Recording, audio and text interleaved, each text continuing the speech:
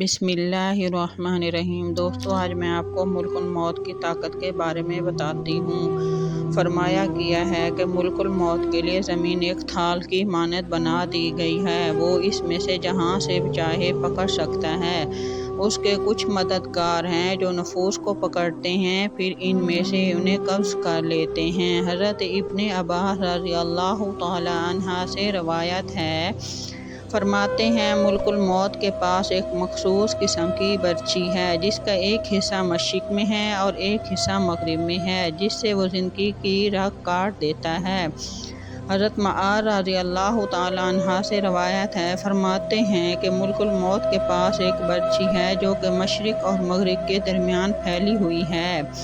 جب دنیا میں کسی بندے کی زندگی ختم ہو جاتی ہے تو اس برچھی کو اس کے سر پر مارتا ہے اور کہتا ہے اب موت کا لشکر تیرے ساتھ بڑھا دیا گیا ہے۔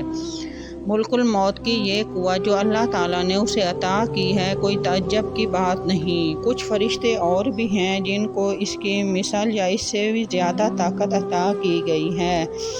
رسول اللہ صلی اللہ علیہ وآلہ وسلم کا فرمان ہے، اللہ تعالیٰ کا ایک فرشتہ ہے، اگر اسے کہا جائے کہ ساتوں آسمان اور زمینوں کو ایک لقمہ میں چبا ڈالو تو کر گزرے گا۔ اس کی تسبیح ہے سبحانک سکونت، جہاں بھی تیرا جلوہ ہے تیری ذات پاک ہے۔ بعض روایات سے پتہ چلتا ہے کہ یہ فرشتہ ان فرشتوں میں سے ایک ہے جو عرش کو اٹھائے ہوئے ہیں۔ حضرت جابر رضی اللہ تعالی عنہ سے روایت ہے، فرماتے ہیں نبی کریم صلی اللہ علیہ وآلہ وسلم فرماتے ہیں مجھے اس بات کی اجازت عطا فرمائی گئی کہ میں عرش اٹھانے والے فرشتوں میں سے ایک فرشتے کے بارے میں بیان کروں۔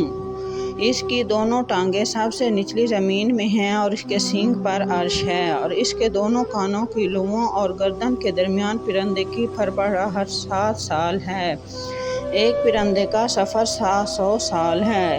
اس فرشتے کی تسبیح ہے سبحانک سکونت، اور اس فرشتے کو دیگ علیہ السلام کے نام سے پکارا جاتا ہے۔ حضرت ابو ہریرہ رضی اللہ تعالی عنہ سے روایت ہے، فرماتے ہیں رسول اللہ صلی اللہ علیہ وآلہ وسلم نے فرمایا مجھے اجازت عطا فرمائی کہ میں دیگ علیہ السلام کے بارے میں گفتگو کروں، جس کی دونوں ٹانگیں زمین کو چیرے ہوئے ہیں اور جس کا سر عرش کے نیچے ملا ہوا ہے، اور اس کا قول ہے سبحانک ما عظمک، اور اس کا جواب دیا جاتا ہے جس نے میری جھوٹی قسم اٹھائی اسے اس تسبیح کا علم نصیب نہ ہو۔